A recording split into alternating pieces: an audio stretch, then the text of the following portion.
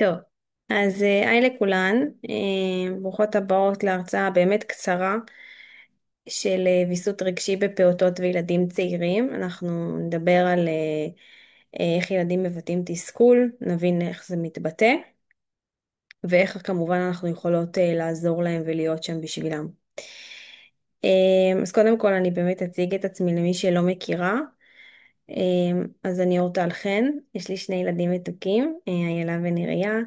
אני אחות, חוקרת ומרצה.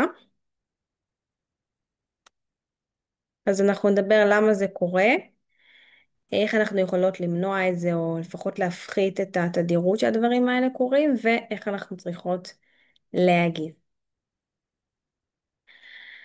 אז קודם כל, מה שאנחנו צריכות להבין, זה שוויסות רגשי זה היכולת של בן אדם, כן, ילד או מבוגר, לנהל ולהגיב לרגשות בצורה מתאימה.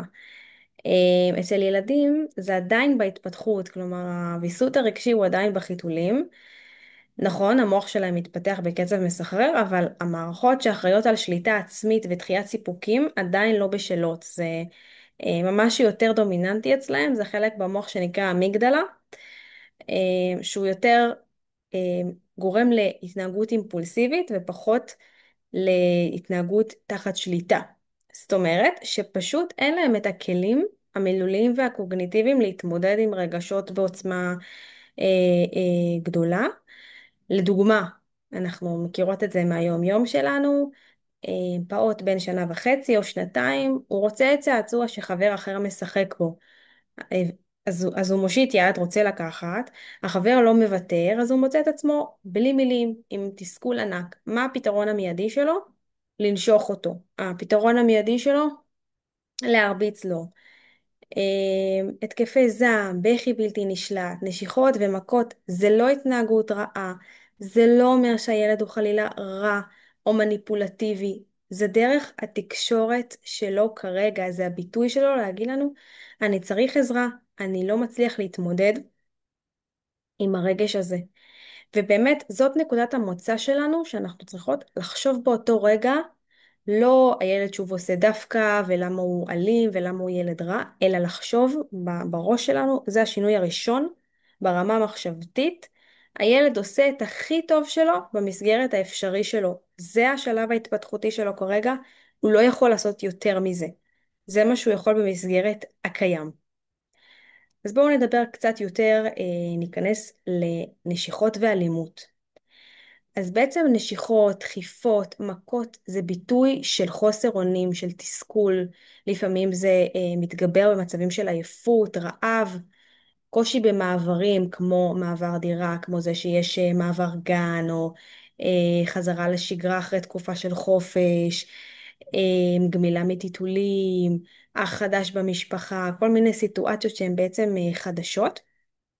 וגם הצפה רגשית, שילד באמת לא יודע להתמודד עם ההצפה הרגשית הזאת. הוא לא יודע איך לבקש את מה שהוא רוצה, איך להביע את הכעס, או להתמודד עם האי נוחות. ובעצם הפה והידיים זה הכלי תקשורת הראשוני שהוא מכיר. אמ, אז באמת הסיבות השכיחות לזה שהאלימות היא השפה שבה הם מבטאים תסכול, זה שעדיין אוצר המילים שלהם מוגבל. ברגע שאנחנו נבין את הסיבות, אנחנו גם נבין איך אנחנו מטפלות בזה, איך אנחנו מונעות, בדיוק אנחנו פועלות מול הסיבות האלה. אז קושי בהבעה מילולית אמרנו. חיפוש תשומת לב, אנחנו יודעים שלפעמים ילד רוצה תשומת לב, הוא יעדיף תשומת לב שלילית על כלום. גבולות לא ברורים, כשאין מספיק עקביות בגבולות, כן? שפעם זה אסור ופעם זה מותר ופעם אני שותקת ופעם אני כן נותנת את הגבול, אז הילד מתקשה להפנים מה מותר ומה אסור, וגם החוסר ביטחון הזה מתבטא באיזשהו תסכול. וגם יש פעמים שילדים רואים חיקוי. מה זה אומר? הם רואים התנהגויות דומות אצל ילדים אחרים ומחקים אותם. שינויים סביבתיים כבר אמרנו. אז באמת לפני שאנחנו נתחיל, אני חייבת להגיד, כאילו נתחיל לדבר על הדרכים להתמודדות, אני חייבת להגיד שרוגע של ההורה בסיטואציה, זה העוגן והביטחון עבור הילד. זאת אומרת, הוא נמצא באיזושהי סערת רגשות. אם גם אני אתעצבן, אם גם אני אהיה בסערה, אנחנו שנינו ניסחף ביחד. ההורה צריך לשמור על רוגע בסיטואציה, ויחד עם זאת גם על גבול ברור שתכף נדבר עליו, אבל להיות העוגן של הילד בתוך הסיטואציה שיהיה לו לאן לחזור. אז קודם כל, באמת, כמו בכל דבר אצל ילדים ובכלל, אני אחות בריאות הציבור, אז אנחנו קודם כל עובדים על מניעה, לפני שאנחנו מדברים על טיפול. איך אנחנו בכלל מונעים מהדבר הזה לקרות, מפחיתים את התדירות של זה. זה אומר שאנחנו צריכות להיות מחוברות לילד, לזהות את הטריגרים שלו, מתי זה קורה בדרך כלל, על מה הוא יותר מתעצבן, על מה יותר מתסכל אותו, ולתת לו את הכלים כדי שבזמן פעולה הוא ידע להתמודד עם הרגשות האלה ועם התסכול והכעס, והוא לא יגיע למצב שהוא פועל באלימות. אז קודם כל, וזה דבר שהוא מאוד מאוד חשוב בוויסות רגשי, ללמד מילים לרגשות. ילד שהוא כועס, אז אני אשתמש במילה כועס. ילד שהוא עצוב, אני אשתמש במילה עצוב, אני אלמד אותו את המילים האלה, ויותר מזה, גם כשאני עצובה וכשאני כועסת, אני לא אסתיר את זה, אני לא אנסה להיות אימא חזקה, כמובן באופן כללי כן, אבל אם קורה מדי פעם, אז אני אקח את הדבר הזה כהזדמנות להראות לילד מה זה הרגש הזה, מה זה כעס, מה זה עצב, מה זה פחד, כן? כשהילדה שלי פתאום כזה מתחילה לבכות, ואימא, אימא, אימא, כשהיא שומעת כלב נובח בחוץ, אז אני אומרת לה, איילה מפחדת? אז היא אומרת לי, דדת, דדת. ואז אנחנו מנתחות את זה ביחד. את מפחדת, זה בסדר לפחד, אמא פה, הכלב בחוץ, כלומר אני יכולה להמשיך ולדבר איתה קצת יותר ולחבק אותה, אבל בעצם להסביר לה שמה שאת מרגישה כרגע נקרא פחד. היא לא יודעת את זה, ואם אני לא אלמד אותה, היא גם לא תדע את זה. דבר שני, ללמד דרכי ביטוי חלופיות. מה זה אומר? הילד לא יודע מה לעשות עם הכעס, עם הפחד, עם העצב. אז ללמד אותו מה לעשות ברגע שהוא מרגיש את הרגש הזה. כשאתה כועס, אתה יכול ללכת לדפוק על כרית, אתה יכול ללכת לצייר, אתה יכול לקפוץ, אתה יכול לבקש עזרה במילים, אתה יכול להגיד, אני לא רוצה את זה, אני כן רוצה את זה, להשתמש בפה. ללמד אותם איך אני מבטא את הרגשות האלה. זיהוי של טריגרים, אם אני יודעת שהילד שלי מתקשה במעברים, אוקיי? אז אני אכין אותו מראש, אני אגיד לו 5 דקות לפני שהולכים הביתה, עוד 5 דקות הולכים הביתה. כדי שכשזה יקרה, אני לא אמצא את עצמי מולו כשהוא שוכב על הרצפה ובוכה בהיסטריה. אם הנשיכות מתגברות כשהוא עייף, אז אני אקפיד להימנע קצת מהנושא של עייפות יתר, כאילו באמת להשכיב אותו לישון לפני שהוא מגיע לעייפות יתר, ובאמת לנסות למנוע כמה שאפשר. דבר נוסף שחשוב, כמו שאמרנו קודם, זה גבולות ברורים ועקביים. אוקיי? ברגע שילד נושך, ואגב, גם כשהוא לא נושך, אפשר לחזור על זה ולהגיד, זה כואב, לא נושכים. אנחנו לא משתמשים בפה בשביל נשיכות, אנחנו משתמשים בפה בשביל לאכול, בשביל לדבר, בשביל לצחוק, אבל אנחנו לא נושכים. זה כואב וזה לא נעים. דבר נוסף, לילדים באמת יש איזשהו צורך בגירויים חושיים, אוקיי? לפעמים נשיכות נובעות מהחיפוש הזה של גירוי חושי, לפעמים אפילו משעמום, אז אני אספק לו תחליפים, פתרונות בטוחים לאותו צורך, אם זה נשכנים בילדים קצת יותר קטנים, משחקים של מים, של בצק, שהם יכולים קצת להשתמש בפה ובידיים, ובעצם על ידי כך לנשוך ולפעול פחות באלימות.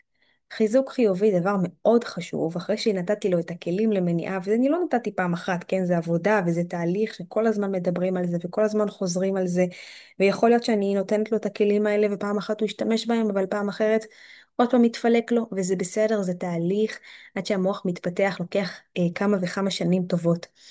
אבל על כל דבר, על כל הצלחה, אני חייבת לתת לזה חיזוק חיובי כדי לשמר את זה, כדי לעודד את זה, כדי לתחזק את זה. להגיד לילד, כל הכבוד שעשית את זה, וגם לפרט מה בדיוק עשית. כל הכבוד שביקשת עזרה במקום לדחוף. כל הכבוד שהשתמשת בפה במילים במקום להרביץ או במקום להשתמש בידיים. אה, זה לגבי המניעה. איך אנחנו מגיבות בזמן אמת? אז התגובה שלנו המיידית היא קריטית. איך שזה קורה, חייבים להגיב. זה מה שקובע אם הילד ילמד משהו מהסיטואציה, או שהוא יחזור על אותה התנהגות כי הוא יבין שאין עם זה שום בעיה. אז אם זה בבית, אנחנו נגיב מיד ובנחישות.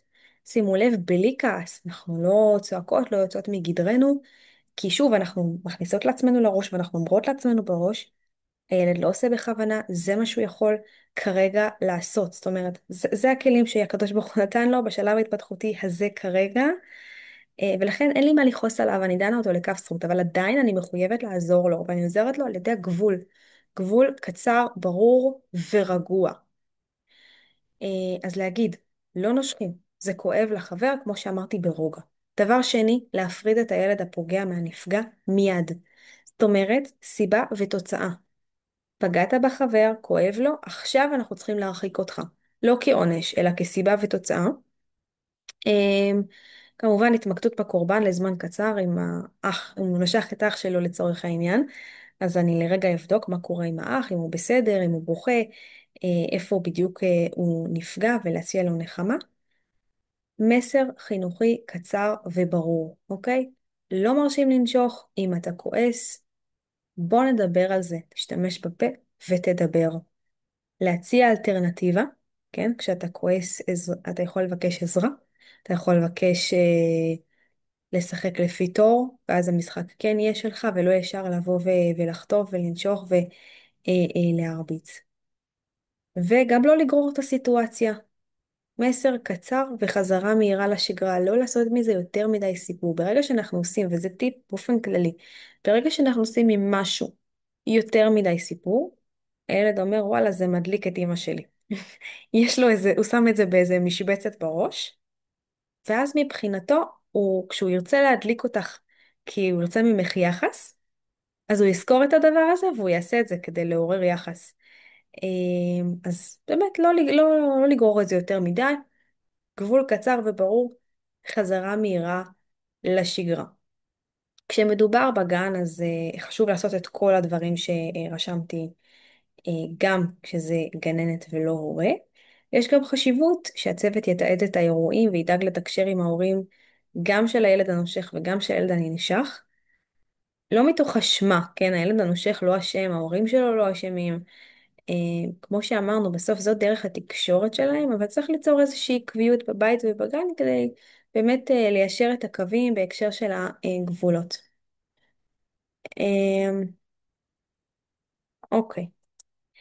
אז בואו נזכור, ילדים לומדים מאיתנו, אנחנו המודל לחיקוי שלהם, ככל שאנחנו נהיה יותר רגועות, עקביות, מלאות חמלה, ככה נעזור להם טוב יותר ללמוד איך לווסת את הרגשות. כמו שאמרתי, זה תהליך ארוך, מתסכל לפעמים, אבל בסופו של דבר משתלם, אוקיי? אנחנו בונות נשמות, אנחנו מעניקות לילדים האלה כלים לחיים, כשהם יתבגרו ויציפו אותם רגשות עצומים, הם ידעו להתמודד עם הרגשות האלה ולהרגיע את עצמם ולהביע את עצמם בצורה נכונה ובריאה, ולא בצורה שפוגעת בשני או פוגעת בעצמם או מדחיקה או מתכחשת. וזה כלים כל כך כל כך חשובים לחיים באמת מלאים בביטחון עצמי ובשמחה. אני אשלח בקבוצה שלי את הדף הזה של משפטי קסם לוויסות רגשי בסיטואציות היום-יום, כל מיני סיטואציות ואיזה משפטים אנחנו יכולים להגיד. כמובן שזה דוגמאות למשפטים, כי משפטים יש כמובן הרבה יותר. אז באמת מי שרוצה יכולה להצטרף אל הקבוצת וואטסאפ של אישה שלמה בשביל לקבל גם את הדף הזה וגם עוד הרבה הפתעות וזומים נוספים. וכמובן שיש לנו גם את הקורס דיגיטלי, שמי שנמצאת פה גם יכולה דרך הקוד קופון לשלוח לי ולקבל הנחה של 10%. אז מי שרוצה פרטים זה בוואטסאפ וזהו, אני אשלח גם את ההקלטה למי שתרצה. תודה רבה לכם. אם יש שאלות אני כאן.